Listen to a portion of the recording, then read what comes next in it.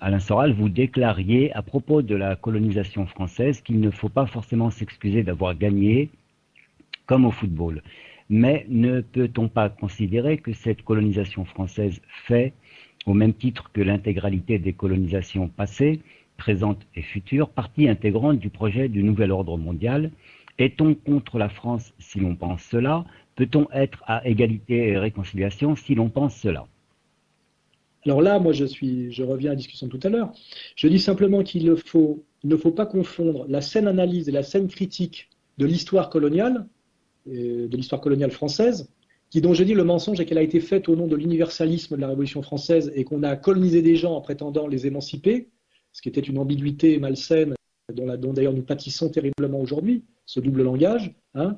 Donc ça, ce travail doit être fait absolument.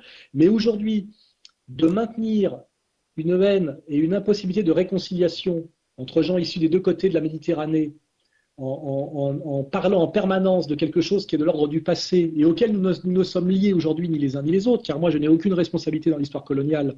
Et aujourd'hui, je prétends qu'un Français d'origine algérienne et de confession musulmane n'est pas une victime de la colonisation au sens ancien du terme, mais est dans la complexité d'un processus de réussite d'intégration de quelqu'un qui vient, je dirais, d'une autre société, d'une autre religion, et qui doit réussir son intégration comme moi, Savoyard, ai dû réussir à devenir un bon petit Français il y a un siècle, alors qu'en tant que Savoyard, j'étais considéré comme les Bretons, comme un Arabe, hein, je veux dire, au sens péjoratif du terme. Il faut savoir ce que c'était que les Bretons pour la France au XIXe siècle. Il faut lire Bécassine pour comprendre le racisme anti-breton qui existait au XIXe siècle. Donc je dis, voilà, il ne faut pas confondre la réalité historique et la critique saine et morale de la colonisation avec la manipulation de la culpabilité coloniale par des forces politiques dont le projet est d'empêcher la réconciliation entre Français de souche et Français d'origine immigrée. J'espère que là-dessus on me comprend bien. Et je n'aime pas non plus la dialectique de l'excuse. J'ai horreur des idéologies de la repentance et des réparations. Et je dis d'ailleurs que ces valeurs ne sont pas dans l'islam et que ces valeurs de chialerie, de repentance et d'extorsion de fonds ont été importées dans les banlieues par les manipulateurs antiracistes qui sont, je vous le rappelle, issus d'une autre confession que vous et qui, eux, ont cette stratégie parce qu'elle leur rapporte réellement, alors qu'à vous, elle ne vous a, je dis vous, les Maghrébins de banlieue français, elle ne vous a jamais rien rapporté. Donc je dis, sortons du piège de la culpabilisation, sortons du piège de la repentance, sortons du piège de la réparation, c'est ce que Dieudonné a très bien compris, parce que ce ne sont que des pièges qui vous sont tendus. Voilà, c'est ça que je dis.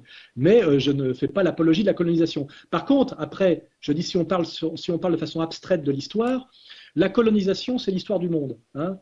Toute l'histoire est une histoire de colonisation, et je dis simplement, la France n'a pas inventé la colonisation. La colonisation, nous, Français, avons été colonisés par les Romains. Nous sommes des Gallo-Romains car nous avons été vaincus par Jules César. Aujourd'hui, ne viendrait pas à l'idée de penser que je suis un être dévalué parce que mon Gaulois a été souillé par le Romain qui m'a envahi. Je suis un Gallo-Romain et je ne me viendrait pas à l'idée d'insulter un Italien que je croise en vacances aux Baléares en disant Jules César a tué 1,5 million des miens. Vous voyez, bon, je sais que c'est plus loin que l'histoire coloniale, mais c'est pour expliquer sur le plan théorique. La colonisation a toujours existé et tout le monde a toujours colonisé. Et je fais remarquer aux Maghrébins de confession musulmane que s'ils sont musulmans, c'est par le fait de la colonisation arabo-musulmane du Maghreb qui n'était pas musulman avant qu'ils aient été colonisés au 7e siècle, par exemple. Et donc, je ne vois pas pourquoi ils seraient fiers des musulmans grâce à la colonisation islamique qui s'est opérée au Maghreb au 7e siècle, peut-être un peu après, si je ne suis pas précis historiquement, et que d'un seul coup, cette colonisation qui serait bénéfique deviendrait une colonisation diabolique et horrible quand c'est la colonisation française de la fin du 19e siècle qui a amené l'idée de l'État-nation, qui a amené aussi certaines choses qui ont pu être intégrées, car ce qui est intéressant dans le mélange des civilisations qui se fait d'abord souvent par la guerre, c'est qu'elles amènent finalement à des échanges et à des acquisitions, c'est-à-dire à un moment donné finalement chacun profite des qualités aussi de l'autre, vous voyez. Ce sont des processus historiques assez constants qui nous dépassent tous, qui ont à voir avec l'histoire du monde et la longue durée, et je ne vois pas pourquoi on réduirait la colonisation à l'histoire de la colonisation du Maghreb et notamment de l'Algérie par la France comment dirais-je, de la Troisième République. C'est une question de rigueur intellectuelle, d'honnêteté et de finesse politique. Voilà. Alors c'est une question complexe parce que nous sommes face à des manipulateurs idéologiques qui jettent de l'huile sur le feu systématiquement. Et là, je le redis, il y a des gens qui n'ont pas du tout envie que les Français de souche et les Français originaires du Maghreb et musulmans se réconcilient. Car cette réconciliation serait leur défaite en tant que manipulateurs et dominateurs. Voilà. Donc, comprenons bien les uns et les autres que finalement, quand nous nous réconcilions, c'est une victoire de nous, hein, Français de souche ou Français musulmans, sur les gens qui nous ont programmés pour nous haïr. Et là, je me pointe du doigt l'époque SOS Racisme.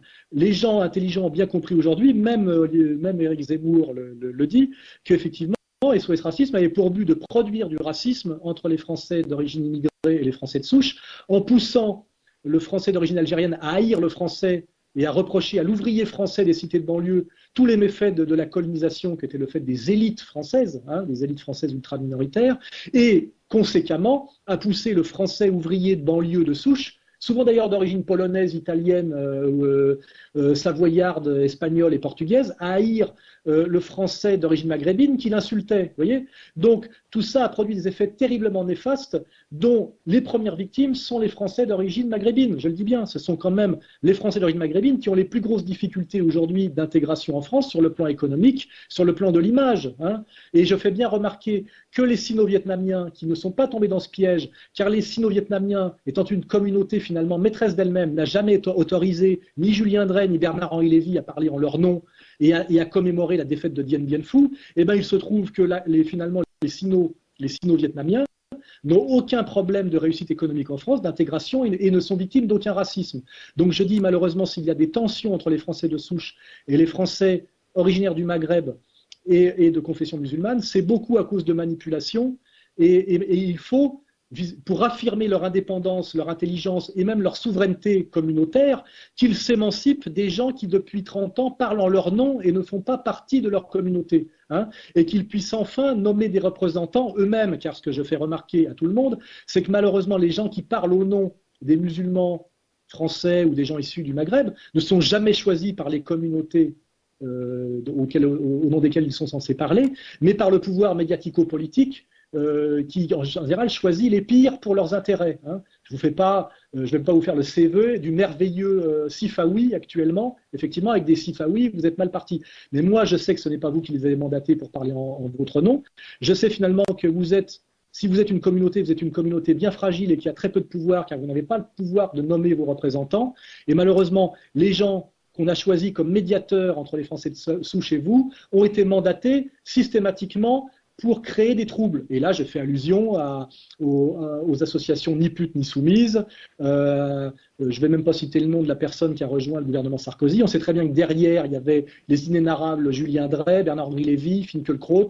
Et je dis, débarrassez-vous de ces gens-là, ne les laissez plus parler en votre nom. Parlez directement aux Français de souche, c'est le lien que nous avons créé entre Le Pen et Dieudonné. Et quand on se met à se parler sans médiateur et sans intermédiaire manipulateur, on se rend compte que ça se passe non seulement beaucoup mieux, mais très bien. Et qu'en plus, ce tiers manipulateur qui, dans l'histoire, a fait qu'il y a eu des conflits entre des populations, ça s'est répété très souvent et qu'il faut à chaque fois réagir de la même façon. Évitons les intermédiaires. Et moi, quand je parle avec des Français d'origine maghrébine et de confession musulmane en direct, je remarque que les 3/4 des problèmes qu'il y avait étaient des problèmes, des faux problèmes qui avaient été créés de toutes pièces par des tiers. C'était des incompréhensions, des fausses citations, des manipulations, etc. Et là, pour ceux qui connaissent mon histoire, je vois bien quand on a lancé la liste antisioniste avec Dieudonné, qu'il y a un certain collectif Cheikh Yassine qui a sorti sur moi des vidéos qui étaient des montages aux petits oignons de phrases sorties de leur contexte, coupées et débitées en tranches. Et on voit bien d'où viennent ces manipulations, à quoi font référence ces manipulations. Et moi, je fais bien remarquer que toutes ces valeurs-là ne sont pas dans l'islam. Ces valeurs de manipulation, de mensonge, de rapport triangulaire, de tricherie, etc. Donc voilà, je dis, moi je suis un Gaulois qui a certaines valeurs. Chaque fois que je m'adresse à un musulman qui a certaines valeurs, ça se passe très bien. Et chaque fois qu'on se rend compte que nos problèmes venaient du tiers manipulateur. Eh ben, demandons au tiers manipulateur de ne plus se mêler de nos affaires. Nous n'avons pas besoin de lui.